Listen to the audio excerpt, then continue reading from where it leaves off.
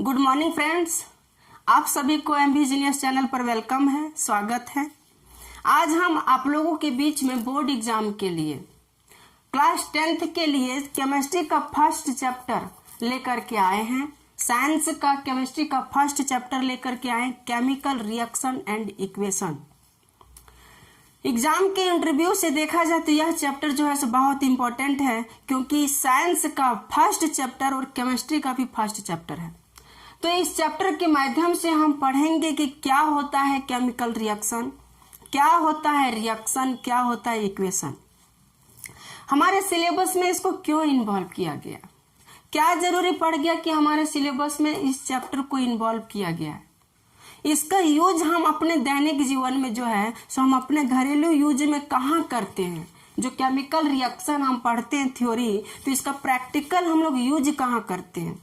तो इस सब के बारे में हम लोग जो है सो इस चैप्टर में पढ़ेंगे। तो चलिए हम स्टार्ट करते हैं, ज्यादा टाइम वेस्ट ना करते हुए। सबसे पहले देखते हैं कि chemical reaction and equation. Chemical reaction and equation है इस चैप्टर में जो ज्ञान चलता है सो इसी रिएक्शन पर चलता है। किस पर? तो इसी रिएक्शन पर चलता है। इसी रिएक्शन के बेस पर ही पूरा चैप्टर है। अन्य मुख्य रूप से मेन रूप से यदि देखा जाए तो इसी को पढ़ना पड़ता है। किसको? तो रिएक्शन को। तो रिएक्शन मेनली टू टाइप्स के होते हैं। रिएक्शन जो है सो मेनली टू टाइप्स के होते हैं, एक फिजिकल रिएक्शन और दूसरा केमिकल रिएक्शन। कौन कौन? तो फिजिकल रिएक्शन और केमिकल रिएक्शन। एक एग्जाम में नहीं पूछेगा कि रिएक्शन कितने टाइप्स के होते हैं, समझाने के लिए हम बता रहे हैं कि रिएक्शन जो है सो दो टाइप्स के होते हैं, पहला फिजिकल रिएक्शन और दूसरा केमिकल रिएक्शन। अब बात रही फिजिकल रिएक्शन किसे कहते हैं, केमिकल रिएक्शन किसे कहते हैं। फिजिकल रिएक्शन क्या होता है और केमिकल रिएक्शन क्या होता है। तो चलिए हम समझते हैं फिजिकल रिएक्शन और केमिकल रिएक्शन। तो फिजिकल रिएक्शन सबसे पहले देखते हैं कि फिजिकल रिएक्शन क्या है। तो वैसा रिएक्शन, फिजिकल रिएक्शन वैसा रिएक्शन को कहते हैं जिसमें उसमें किसी भी तरह का चेंजेज नहीं होता है। जब भी हम इसमें रिएक्शन करवाते हैं, केमिकल रिएक्शन करवाते हैं या कोई भी रिएक्शन करवाते हैं इसमें फिजिकल रिएक्शन में, तो किसी भी तरह का चेंजेज नहीं होता है, तो उसको हम लोग फिजिकल रिएक्शन कहते हैं। अब क्या किसी भी तरह का चेंजेज नहीं होता है, यानी कोई पदार्थ को, जब किसी पदार्थ को एक स्टेट से दूसरे स्टेट में यदि हम कन्वर्ट कर देते हैं और फिर दूसरे स्टेट से फर्स्ट स्टेट में वह पदार्थ फिर पुनः कन्वर्ट किया जा सकता है, तो उसको हम लोग फिजिकल रिएक्शन कहते हैं। एग्जाम्पल से समझिए, डिजॉल्विंग ऑफ शुगर वाटर। हम ले लेते हैं थोड़ा शुगर और एक ग्लास वाटर ले लेते हैं। यदि हम वाटर और शुगर को घोल देते हैं, किसको? वाटर और शुगर को यदि हम लोग घोल देते हैं और फिर उसको मिला देते हैं, तो क्या हो जाएगा? शरबत बन जाएगी। तो उससे यदि बोला जाए कि फिर से हमको वाटर को और शुगर को अलग कर दिया जाए, तो क्या वाटर और शुगर को अलग कर सकते हैं हम लोग? हाँ, बिल्कुल कर सकते हैं। कैसे कर सकते हैं? हम उसको क्या करेंगे? गर्म करेंगे। जब गर्म करेंगे तो क्या होगा? वाटर वेपर के रूप में उड़ेगा, और वाटर वेपर के रूप में उड़ेगा तो उस वेपर को पुनः हम पानी के रूप में रिसीव कर लेंगे, और जो शुगर बच जाएगा वो फिर शुगर को अलग किया जा सकता है। अर्थात जब डिजॉल्विंग वाटर एंड शुगर, यानी शुगर को वाटर में जब मिलाया जाता है तो उसको एक स्टेट से दूसरे स्टेट में कन्वर्ट कर दिया जाता है। जब एक स्टेट से दूसरे स्टेट में कन्वर्ट कर दिया जाता है तो उसे पुनः दूसरे स्टेट से फर्स्ट स्टेट में भी प्राप्त किया जा सकता है, इसलिए रिएक्शन फिजिकल रिएक्शन होता है। दूसरा एग्जांपल, बॉइलिंग वाटर। हम किसी वाटर को बॉयल करते हैं, कोई भी वाटर है हम ले लेते हैं, किसी पॉट में हम वाटर ले लेते हैं और उसको बॉयल करते हैं। जब बॉयल करते हैं तो क्या होता है? वाटर वेपर के रूप में ऊपर उड़ता है। वेपर के रूप में क्या होता है? ऊपर उड़ता है वाटर। तो ऊपर उड़ता है तो क्या उस वेपर को हम पुनः वाटर बना सकते हैं? हाँ, बना सकते। कैसे? जब हम किसी पॉट के नीचे हम आग जलाएंगे तो वेपर के रूप में ऊपर उड़ेगा, और उस वेपर के ऊपर यदि हम कोई पॉट को, बर्तन को रख देंगे तो क्या होता है, वेपर उस बर्तन में चिपक जाता है, और चिपक जाता है और क्या होता है, धीरे धीरे कंडेंस हो जाता है और पुनः वह वाटर बन जाता है। तो जब एक स्टेट से दूसरे स्टेट में कन्वर्ट किया जाता है किसी मैटर को, और उस स्टेट से पुनः फर्स्ट स्टेट में वह कन्वर्ट हो जाए, तो उसको हम लोग फिजिकल रिएक्शन कहते हैं। ये समझ में आ गई होगी। दूसरा चलिए केमिकल रिएक्शन। क्या होता है केमिकल रिएक्शन? तो केमिकल रिएक्शन जस्ट इसका उल्टा होता है। जब किसी मैटर को किसी चीज से रिएक्शन कराया जाता है और वह एक स्टेट से दूसरे स्टेट में कन्वर्ट होता है, एक अवस्था से दूसरे अवस्था में कन्वर्ट होता है, लेकिन दूसरी अवस्था से पुनः उसे फर्स्ट अवस्था में नहीं कन्वर्ट कर सकते हैं, तो उसको हम लोग केमिकल रिएक्शन कहते हैं। अब क्या है केमिकल रिएक्शन, एग्जाम्पल के माध्यम से समझते हैं। पहला है रेस्पायरेशन, श्वसन। दूसरा है डाइजेशन। तीसरा है फोटोसिंथेसिस, और चौथा है बर्निंग पेपर। बर्निंग पेपर का हम सिर्फ लेते हैं पहले एग्जाम्पल। बर्निंग पेपर, यदि किसी पेपर को हम जला देते हैं, एक पेपर है, मान लेते हैं ये पेपर है, इस पेपर को हम जला देते हैं, तो जलाने के बाद क्या होगा, ये पेपर कालिक बन जाएगा, पूरा कालिक बन जाएगा कि नहीं, पूरा गुंडी गुंडी बन जाएगा। और फिर कोई बोलेगा कि नहीं, जो पेपर जला दिया हमको पुनः वो पेपर ला दो, जो जला हमको वही पेपर चाहिए। तो क्या कोई ऐसा रहस्य, कोई ऐसा चमत्कार कर सकते हो कि उस पेपर को पुनः ज्ञान किया जा सके? ऐसा रहस्य कर सकते हो, चमत्कार हो सकता है? नहीं हो सकता। तो जब कोई एक पदार्थ दूसरे पदार्थ में कन्वर्ट हो जाता है, यानी हम पेपर को जलाते हैं और पेपर को जलाने के बाद वह कालिक बन जाता है। क्या बन जाता है? कालिक बन जाता है। तो क्या पुनः उस कालिक से हम पेपर को ज्ञान कर सकते हैं? उस पेपर को पुनः ज्ञान कर सकते हैं? नहीं कर सकते हैं। तो उसी को हम लोग केमिकल रिएक्शन कहते हैं। समझ में आया? दूसरा चलिए डाइजेशन, अच्छा से समझ में आएगा। डाइजेशन, डाइजेशन क्या है? डाइजेशन मतलब पाचन। डाइजेशन मतलब पाचन। अब हम किसी पदार्थ कोई चीज खाते हैं, मान ले खाना खाएं कि नहीं, तो खाना खाएं, दाल खाएं, भात खाएं, सब्जी खाएं, प्लस में इधर एप्पल्स वगैरह खा लिए, कुछ फ्रूट्स वगैरह खा लिए, कई सारा चीज खाते हैं। जब खाना हम लोग खाते हैं तो खाना कहाँ जाता है? हमारा स्टोमक में। और स्टोमक में हमारा मशीन लगा होता है। क्या होता है? मशीन लगा होता है, जिस भोजन को वहां पीसता है, रिएक्शन करता है, और उस भोजन को पीस करके उसमें जो न्यूट्रिशन फूड होता है, जो हमारे शरीर के लिए यूजफुल होता है, उसको ये अपने रख लेता है, और जो वेस्ट मटेरियल होता है उसको एनस के माध्यम से क्या करते हैं, रोज सुबह सुबह जा करके रिलीज कर देते हैं। रिलीज करते हैं ना। अब कोई बोलेगा कि मान ले कि कोई खाना खिलाया, एक दोस्त है तुमको खाना खिलाया, चावल दाल भात सब्जी खिला दिया, चावल दाल भात सब्जी रात को खिलाया, रात को पार्टी तक खिला दिया। अब क्या हुआ कि वो दोस्त से तुम खा लिए तो दोस्त से झगड़ा हो गया। अब वो दोस्त फिर सुबह जब दोनों में झगड़ा हो गया, तो वो दोस्त सुबह मांगता है कि मेरा खाना दो, मेरा चावल दो, हमें मेरा दाल दो जो हम खिलाए सो। तो क्या जो सुबह रिलीज किया है उसे पुनः चावल दाल और खाना प्राप्त कर सकते हो? बोलो, कर सकते हो? नहीं ना कर सकते हो। ने क्या बोलेगा, जहां रिलीज किए बाथरूम में जाएंगे, ए खाना या इधर, ए दाल किधर है, अलग हो जाओ, ए वाटर किधर है, अलग हो जाओ। क्या वो अलग होगा?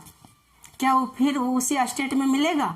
नहीं मिलेगा। जब एक स्टेट से दूसरे स्टेट में कन्वर्ट हो जाता है और फिर दूसरे स्टेट से फर्स्ट स्टेट में कन्वर्ट करने के लिए कहा जाए और वह नहीं किया जा सकता है, तो उसी को हम लोग केमिकल रिएक्शन कहते हैं।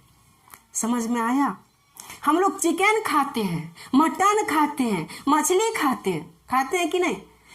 चिकन मछली मटन ये सब खाते हैं, और जाकर के क्या करते हैं, हम लोग निकाल देते हैं, रिलीज कर देते हैं। अब फिर वहां जाएंगे कि मेरा चिकन दो, उसको मांगेंगे कि मेरा चिकन दो, तो क्या वो चिकन में फिर कन्वर्ट होगा कि नहीं होगा? हम लोग चिकन खाते हैं, रेड कलर का होता है, लेकिन उसका कलर चेंज हो जाता है, होता है ना। तो उसी को हम लोग केमिकल रिएक्शन कहते हैं, डाइजेशन कहते हैं। और डाइजेशन एक तरह का केमिकल रिएक्शन है, इसका एग्जाम्पल है। चलो ये भी नहीं समझ में आया, कोई बात नहीं। रेस्पायरेशन समझो। रेस्पायरेशन, श्वसन। ये जो एग्जाम्पल है सो 1 नंबर का पूछा जाता है, इसलिए ध्यान में रखना। क्वेश्चन रहेगा कि इसमें इनमें से कौन सा है जो कि केमिकल रिएक्शन है और कौन सा फिजिकल रिएक्शन है, वहां छांटने के लिए दे देगा। इसलिए एग्जाम्पल को ध्यान से समझना। कॉन्सेप्ट को समझ जाओगे तो एग्जाम्पल कुछ नहीं है, कॉन्सेप्ट को सिर्फ समझो। दूसरा एग्जाम्पल हम लेते हैं रेस्पायरेशन का, श्वसन का। हम लोग श्वसन लेते हैं, हवा लेते हैं।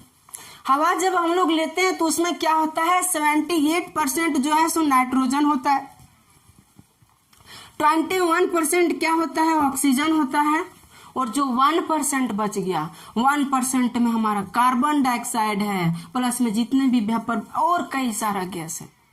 तो इतना कुछ हम श्वसन के रूप में क्या करते हैं, ज्ञान करते हैं।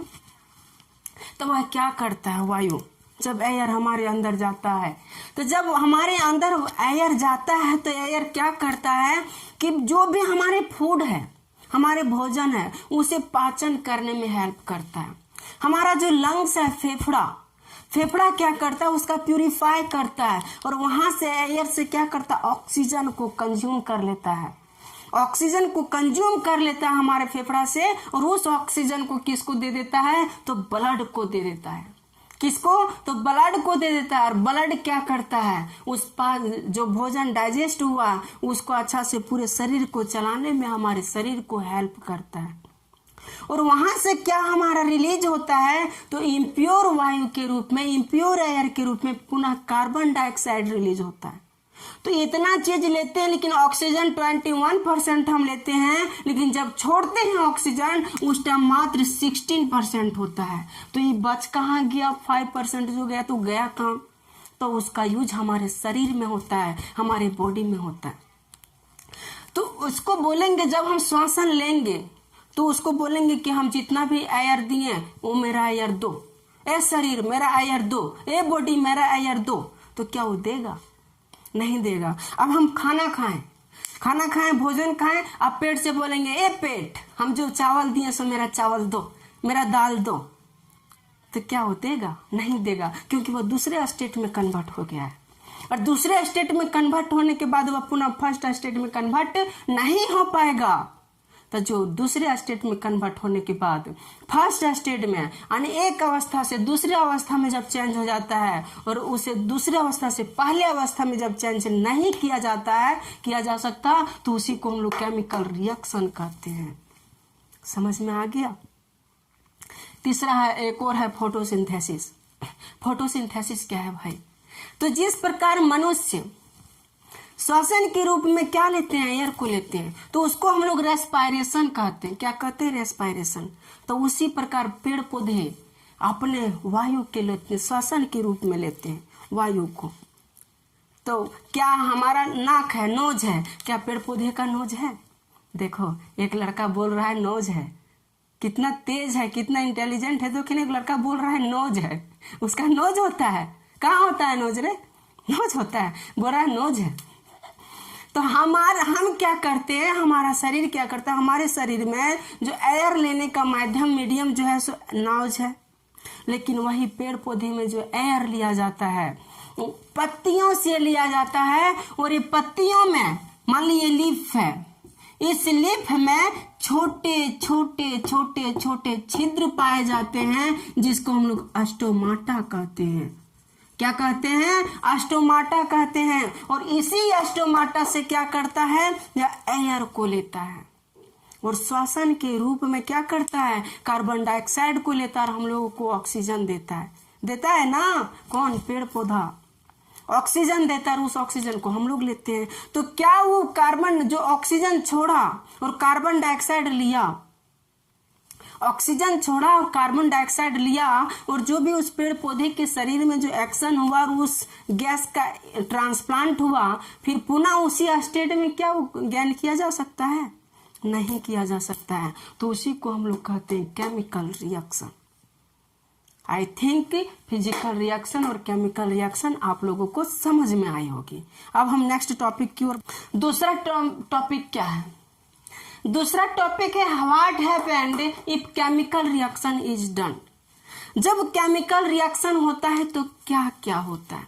केमिकल रिएक्शन तो हम पढ़ लिए कि नहीं? तो वही केमिकल रिएक्शन जब होता है तो हमें क्या क्या देखने को मिलता है? तो खुद से इमेजिन कीजिए कि केमिकल रिएक्शन होता है तब क्या क्या होता है। तो पहला क्या होता है, ध्यान से सुनना कि पहला क्या होता है। पहला स्टेट में उसका चेंज हो जाता है, उसकी अवस्था में चेंजेज होती है। वो कैसे होती है? हम इतना भोजन खाते हैं, ये एक थाली भोजन खाते हैं, पूरा फूड ले लेते हैं, पूरा बर्तन भर भर के, पता नहीं कैसे खा लेता है इतना भाई, पूरा भर भर के खा लिए, भर के पूरा जितना खचम खचा हुआ खच लिए उसको। उसके बाद क्या किए? बाथरूम गए निकालने के लिए, जाते हैं कि नहीं? अब जब वहां रिलीज करते तो पता चलता है कितना आया, बहुत कम। यानी जो उसका स्टेट था, हम खाना इतना खाएं लेकिन मिला कितना? इतना। तो वही सबसे पहला रीजन यही है कि जब भी केमिकल रिएक्शन होता है तो उसके स्टेट में चेंजेज होती है। किसमें? उसके स्टेट में चेंजेज होती है, यानी उसकी अवस्था में चेंजेज हो जाता है। यानी ज्यादा है तो कम हो जाएगा, कम है तो ज्यादा हो जाएगा, शेप कुछ और हो जाएगा। समझे कि नहीं? दूसरा एग्जांपल ले लेते हैं। हम पेपर को बर्न करते हैं, किसी पेपर को जलाते हैं हम। जब हम पेपर को जलाते हैं तो मेरे पास इतना पेपर था, क्या है? मेरे पास इतना पेपर है।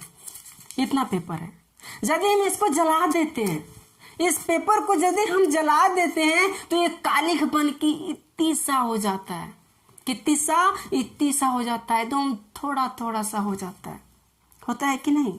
तो क्या हम देख रहे हैं कि पेपर इतना था लेकिन ये होकर के इतनी हो गई, हुई ना? तो हम क्या चेंजेस देख रहे हैं इसमें चेंजेस यही देख रहे हैं कि इसका स्टेट जो है, इसकी जो स्टेट जो है, इसकी मात्रा वो कम हो गई, यानी स्टेट में इसका चेंजेस हुआ कि नहीं? तो फर्स्ट पॉइंट यह हुआ, चेंज इन स्टेट।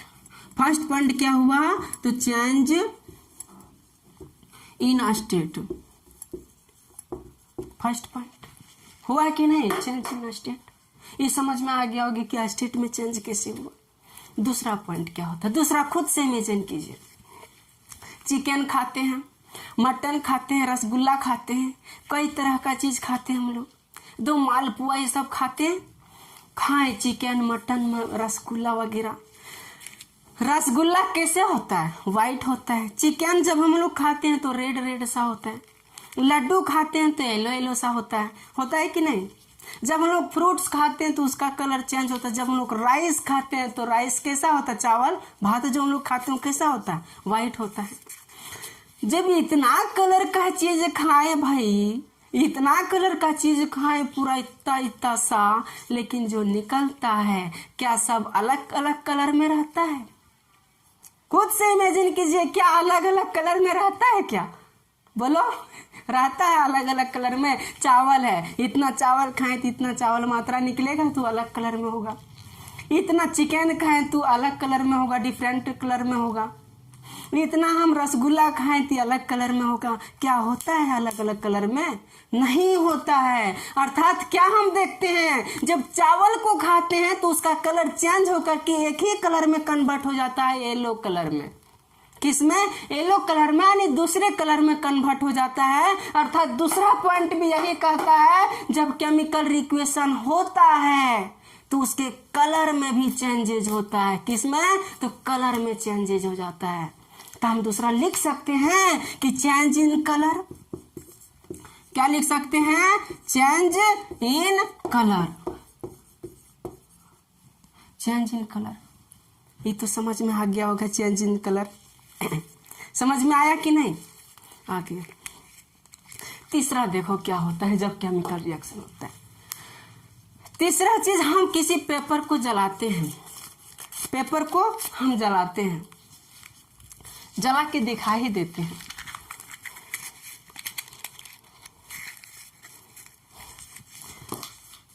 धैर्य रखना, जला के दिखाई देते हैं, प्रैक्टिकल हम दिखा देते हैं। पेपर को जलाएं। पेपर को जलाने के बाद हम क्या देख रहे हैं? ऊपर धुआं उड़ रहा है। धुआं उड़ रहा है, धुआं क्या है? धुआं क्या है? एक तरह का गैस है ना? गैस जो जो धुआं उड़ रहा है वो एक तरह का क्या है, गैस है। और गैस वो बन जाता है तो गैस निकलता है जब रिएक्शन, केमिकल रिएक्शन, हम जानते हैं पेपर को जलाना केमिकल रिएक्शन है।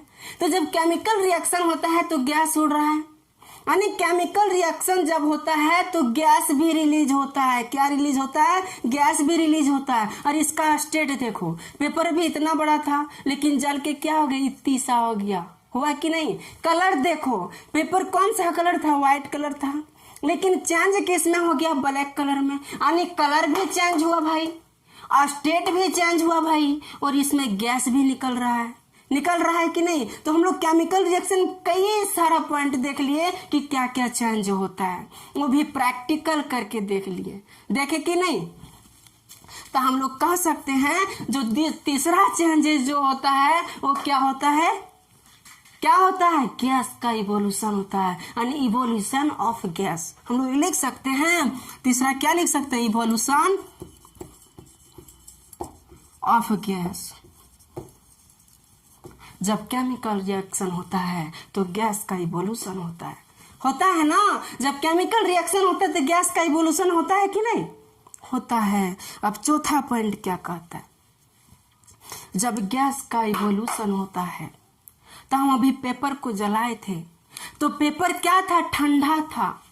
पेपर क्या था, तो ठंडा था, और पेपर ठंडा था, लेकिन जब उसको जलाएं तो पेपर गर्म हो गया। मेरा हाथ अभी झुलस रहा था, अर्थात हम क्या कह सकते हैं, जब पेपर को जलाएं तो ठंडा था, लेकिन जब वो जलने लगा, केमिकल रिएक्शन जब हुआ तो उसका टेम्परेचर क्या हुआ, धीरे धीरे क्या हो गया, उसका टेम्परेचर गर्म होते गया, यानी जो ठंडा था अब वो हॉट में कन्वर्ट हो गया, यानी गर्म हो गया।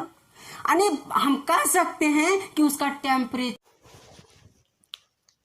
तो हम क्या देख रहे हैं, हम देख रहे हैं कि टेम्परेचर में चेंज हो रहा है, यानी पहले क्या था, ठंडा था, लेकिन अब क्या हो गया, गर्म। तो टेम्परेचर में भी जब केमिकल रिएक्शन होता है तो टेम्परेचर भी चेंज होता है। क्या होता है, टेम्परेचर भी चेंज होता है। तो हम लिख सकते हैं फोर्थ पॉइंट जो है, यानी changes in temperature, change in temperature, temperature में भी चेंज हो गया। यानी कितना पॉइंट हुआ, जब केमिकल रिएक्शन कोई होता है तब 4 चेंजेज होते हैं। कौन कौन, change in state, change in colours, evolution of gas और चेंज इन टेम्परेचर। तो ये हुआ हमारा केमिकल रिएक्शन जब होता है तो ये सारी घटना होती है। तो एग्जाम में इसको बताने के पीछे मेन रीजन यह है क्योंकि एग्जाम में इसको पूछा जाता है कि what happened when chemical reaction is done, क्या क्या होता है जब केमिकल रिएक्शन होता है तब। तो जब केमिकल रिएक्शन होता है तो मेनली 4 चीज होता है, 4 रीजन इसका होता है, 4 चेंजेज होता है इसमें, 4 चेंजेज होते हैं। कौन कौन, तो पहला चेंजेज इन स्टेट, ये 4 चेंजेज जो हैं सो केमिकल रिएक्शन में होता है, जब कोई केमिकल रिएक्शन होती है तब। समझ में आ गया होगा ये पॉइंट। अब हम नेक्स्ट पॉइंट चलते हैं, चलिए।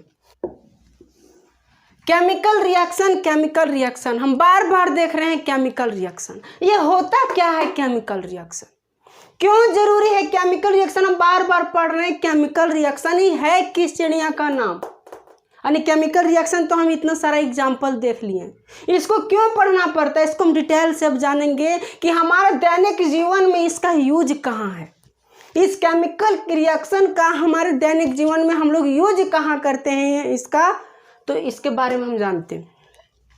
तो केमिकल रिएक्शन, जब 2 एलिमेंट रिएक्शन करता है, 2 एलिमेंट रिएक्शन करके जब कोई तीसरा प्रोडक्ट बन जाता है तो उसी को हम लोग केमिकल रिएक्शन कहते हैं। जब 2 एलिमेंट रिएक्शन करके कोई तीसरा प्रोडक्ट बन जाता है तो उसको हम लोग क्या कहते हैं, तो केमिकल रिएक्शन कहते हैं। एग्जाम्पल में देखते हैं, जैसे कि ये प्लस बी, ए प्लस बी को जब हम रिएक्शन करवाते हैं तो सी बनता है कोई तीसरा प्रोडक्ट। क्या बनता है, कोई थर्ड प्रोडक्ट बनता है। जब 1 या 2 या 2 से अधिक एलिमेंट को या कोई दो या दो से अधिक मैटर को या किसी भी चीज़ को यदि हम लोग रिएक्शन करवाते हैं केमिकल रिएक्शन में और तीसरा प्रोडक्ट यदि बनता है तो उसी को हम लोग केमिकल रिएक्शन कहते हैं। नहीं समझ में आया? चलिए हम लोग ये एग्जाम्पल लेते हैं, एग्जाम्पल के माध्यम से समझते हैं। एक लड़का था, दुर्गा पूजा का टाइम था, गया मेला। जब मेला गया तो किसी लड़की की नज़र उस पर पड़ी, उस लड़के पर। उस लड़की और उस लड़के का क्या हुआ, नज़र मिला। तो लड़की और लड़के का जब नज़र मिला तो उन दोनों में क्या हुआ, रिएक्शन। क्या हुआ, तो रिएक्शन हुआ। और जब रिएक्शन हुआ तो उसकी फैमिली ने उसकी शादी करवा दिया, उसकी फैमिली ने उसकी शादी करवा दिया। यही वो लड़का और लड़की है जिसका रिएक्शन हुआ था। तो जब शादी करवा दिया तो शादी करवाने के बाद मान ले कोई लड़का है और कोई लड़की है, कोई बॉयज है, बॉयज प्लस गर्ल। तो शादी करवाने के बाद उस लड़का और लड़की का शादी करवाने के बाद, इस बॉय और गर्ल का शादी करवाने के बाद यानी मैरिज करवाने के बाद इन दोनों में जो रिएक्शन होता है, क्या होता है, इन दोनों में जो रिएक्शन होता है और रिएक्शन के दौरान, रिएक्शन के फलस्वरूप जो तीसरा प्रोडक्ट यानी जो थर्ड में जो प्रोडक्ट प्राप्त होता है, तो प्रोडक्ट क्या प्राप्त होगा, तो प्रोडक्ट जो प्राप्त होगा वह क्या होगा, तो बेबी होगा। क्या होगा, बेबी। अर्थात डेट मीन्स हम कह सकते हैं कि जब एक बॉयज और एक गर्ल्स, वन बॉय और वन गर्ल्स जब रिएक्शन करता है शादी होने के बाद, रिएक्शन करने के बाद एक तीसरा प्रोडक्ट जो उसका बन जाता है, ये तीसरा प्रोडक्ट आया कहाँ से, तो तीसरा प्रोडक्ट इन दोनों के रिएक्शन करने से आया। तो इन दोनों के रिएक्शन करने से जो तीसरा प्रोडक्ट बनता है तो इसी को हम लोग केमिकल रिएक्शन कहते हैं। क्या कहते हैं, केमिकल रिएक्शन। और तीसरा प्रोडक्ट बनने से पहले इन दोनों में जो रिएक्शन होता है उसी को हम लोग रिएक्टेंट कहते हैं। क्या कहते हैं, तो रिएक्टेंट कहते हैं। यानी शादी जो तीसरा प्रोडक्ट बना, तीसरा प्रोडक्ट आने से पहले इन दोनों के बीच में जो रिएक्शन होता है उसी को हम लोग रिएक्टेंट कहते हैं। और जब इन दोनों के बीच में जब रिएक्शन हो जाता है तब एक प्रोडक्ट बनता है, तो इसी को हम लोग क्या कहेंगे, प्रोडक्ट कहेंगे। अर्थात इधर जो होगा वो प्रोडक्ट होगा। क्या होगा, तो प्रोडक्ट होगा। समझे? दैट मीन्स हम कह सकते हैं कि जब कोई दो रिएक्शन होता है और रिएक्शन के दौरान इधर जैसे रिएक्टेंट है, इधर का जो एलिमेंट रिएक्शन करता है और प्रोडक्ट और रिएक्टेंट के बीच में जो सिंबल दिया जाता है जो है सो एरो का सिंबल दिया जाता है। मिस्टेक से भी यहाँ प्लस का सिंबल मत दे देना, कभी भी गलती मत करना, क्योंकि जो रिएक्शन में होता है एरो का सिंबल दिया जाता है। तो ये हम आई थिंक समझते हैं कि ये एग्जाम्पल आप लोगों को समझ में आया होगा। तो नेक्स्ट एग्जाम्पल की ओर बढ़ें, आगे टॉपिक की ओर बढ़ें। तो ये जो एग्जाम्पल हम बताएं ये सिर्फ आप लोगों को समझाने के लिए बताएं ताकि केमिकल रिएक्शन आप लोगों को अच्छे से समझ में आ जाए। तो चलिए हम ये तो इसके बारे में पढ़ेंगे, अब एलिमेंट देखते हैं कैसे चेंजेस होता है। सो एलिमेंट हम ले लेते हैं कार्बन प्लस ऑक्सीजन। कार्बन और ऑक्सीजन यानी दो एलिमेंट ले लिए और दो एलिमेंट क्या हुआ, रिएक्शन किया और रिएक्शन करने के बाद तीसरा प्रोडक्ट बन गया। क्या बन गया, तीसरा प्रोडक्ट कार्बन डाइऑक्साइड। क्या बन गया, कार्बन डाइऑक्साइड। तो इधर का जो होगा यानी रिएक्शन से पहले जो भी मैटर पार्टिसिपेट करता है इसको हम लोग रिएक्टेंट कहते हैं। क्या कहते हैं, रिएक्टेंट कहते हैं। और रिएक्शन के बाद जो प्रोडक्ट बन जाता है, रिएक्शन के बाद जो प्रोडक्ट बन जाता है इसको हम लोग प्रोडक्ट कहते हैं। क्या कहते हैं, तो प्रोडक्ट कहते हैं। ये समझ में आ गई होगी। दूसरा देख लेते हैं, हाइड्रोजन प्लस ऑक्सीजन जब रिएक्शन करता है तो वाटर बनता है। हाइड्रोजन प्लस ऑक्सीजन जब रिएक्शन करता है तो क्या बनता है? वाटर बनता है। क्या? वाटर। यानी हाइड्रोजन प्लस ऑक्सीजन जब दो चीज को मिलाते हैं हम, हाइड्रोजन प्लस ऑक्सीजन जब दो चीज को मिलाते हैं तो तीसरा वाटर बन जाता है। अर्थात हम कह सकते हैं हाइड्रोजन एक तरह का गैस है, ऑक्सीजन एक तरह का गैस है। दो अलग अलग स्टेट की चीज हम मिलाते हैं, मैटर मिलाते हैं, तो तीसरा जो होता है सो वाटर फॉर्म हो रहा है। अर्थात ये एक लिक्विड है। अर्थात हम कह सकते हैं इस रिएक्शन से कि जो केमिकल रिएक्शन होता है वो पहला पॉइंट जो स्टेट इन चेंज था, हो रहा है, इसको स्टेट में चेंज हो रहा है ना। इसके अलावा देखिए इसका कलर में भी चेंजेस हो जाता है। हाइड्रोजन का कलर कुछ और होता है, ऑक्सीजन का कलर कुछ और होता है, और वाटर का कलर कुछ और हो जाता है। वाटर का तो कोई कलर ही नहीं होता है, समझे। तो ये था हमारा केमिकल रिएक्शन। चलिए हम नेक्स्ट टॉपिक की ओर बढ़ते हैं। केमिकल इक्वेशन क्या है? हम मैथ में पढ़ते हैं इक्वेशन। क्या पढ़ते हैं? Equation. Let X plus Y is equal to Z. Math में हम लोग पढ़ते हैं ना, मैथ में पढ़ते हैं कि let X plus Y is equal to Z मान लेते हैं हम लोग।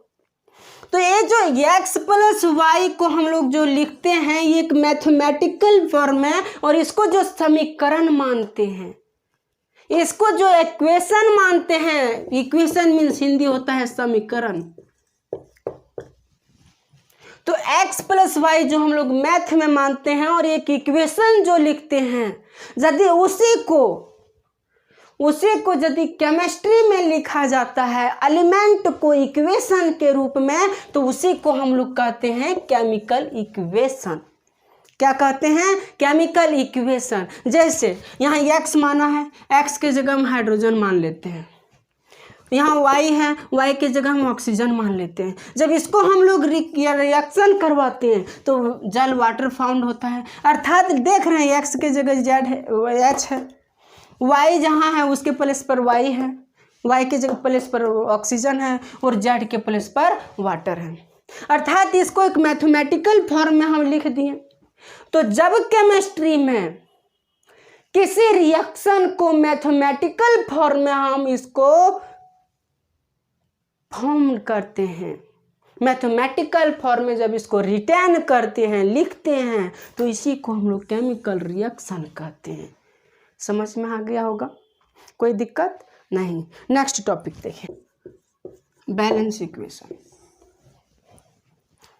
केमिकल रिएक्शन यदि बैलेंस इक्वेशन, नेक्स्ट टॉपिक है क्या बैलेंस इक्वेशन? तो इसका पहले हिंदी समझिए। बैलेंस का अर्थ होता है संतुलन। क्या होता है? संतुलन। और ये इक्वेशन का अर्थ होता है समीकरण। संतुलन क्या, बैलेंस क्या? बैलेंस मीन्स ये होता है दोनों साइड बराबर, बैलेंस, तराजू जिसको बोलते हैं, बराबर। अर्थात बैलेंस इक्वेशन वह होता है जब रिएक्टेंट का जितना एलिमेंट होता है प्रोडक्ट के एलिमेंट के इक्वल हो जाए। रिएक्टेंट का एलिमेंट जितना भी एलिमेंट है, यदि प्रोडक्ट में जो फाउंड हुआ है एलिमेंट वो दोनों इक्वल हो जाए, और उसको यदि हम लोग समीकरण के रूप में लिख देते हैं, रिटेन कर देते हैं, तो उसी को हम लोग बैलेंस इक्वेशन कहते हैं। क्या कहते हैं? बैलेंस इक्वेशन कहते हैं। एग्जाम्पल में देखो, कार्बन प्लस ऑक्सीजन जब रिएक्शन करता है तो कार्बन डाइऑक्साइड बनता है। यहाँ हम क्या देख रहे हैं? यहाँ हम देख रहे हैं कि कार्बन कितना एलिमेंट है? 1 एलिमेंट है। ऑक्सीजन कितना है? 2 है ना, 2। यहाँ देख रहे हैं कार्बन कितना है? तो 1 है। ऑक्सीजन कितना है? तो 2 है। तो इसको हम लोग क्या कहते हैं? रिएक्टेंट कहते हैं। और इसको क्या कहते हैं? तो प्रोडक्ट कहते हैं ना। तब रिएक्टेंट में यदि एलिमेंट का नंबर जो है 100 और प्रोडक्ट में एलिमेंट का नंबर यदि सेम हो जाता है, अर्थात दोनों यदि इक्वल हो जाता है, तो इसी को हम लोग कहते हैं बैलेंस इक्वेशन। क्या कहते हैं? Balance equation. समझे? दूसरा एग्जाम्पल देते हैं, ये नहीं समझ में आया तो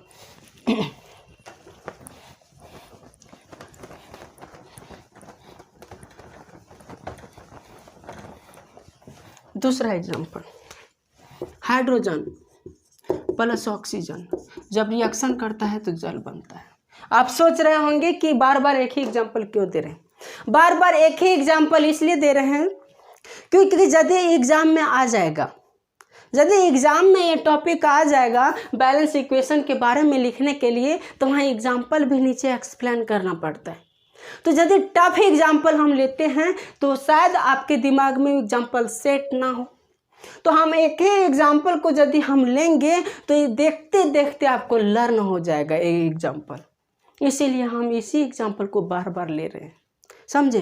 तो चलिए बैलेंस इक्वेशन, यहाँ हम लोग क्या देख रहे हैं? इसमें हाइड्रोजन है, इसमें ऑक्सीजन है, और हाइड्रोजन और ऑक्सीजन जब रिएक्शन करता है, क्या करता है? रिएक्शन करता है, तो ये जल बना देता है, वाटर। क्या बना देता है? वाटर। और कहता क्या है? कहता क्या है? क्या कहता है कि यदि रिएक्टेंट का एलिमेंट और प्रोडक्ट का एलिमेंट इक्वल होगा तभी वह बैलेंस इक्वेशन होगा ना। तो यहाँ हाइड्रोजन 2 है, यहाँ ऑक्सीजन 2 है, ठीक है।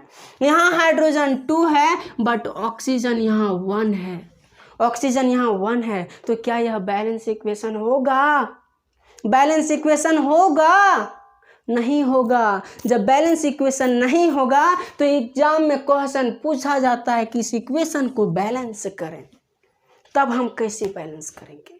तो बहुत सिंपल फंडा है बैलेंस करने के लिए, बहुत सिंपल फंडा है। वो सिंपल फंडा क्या है?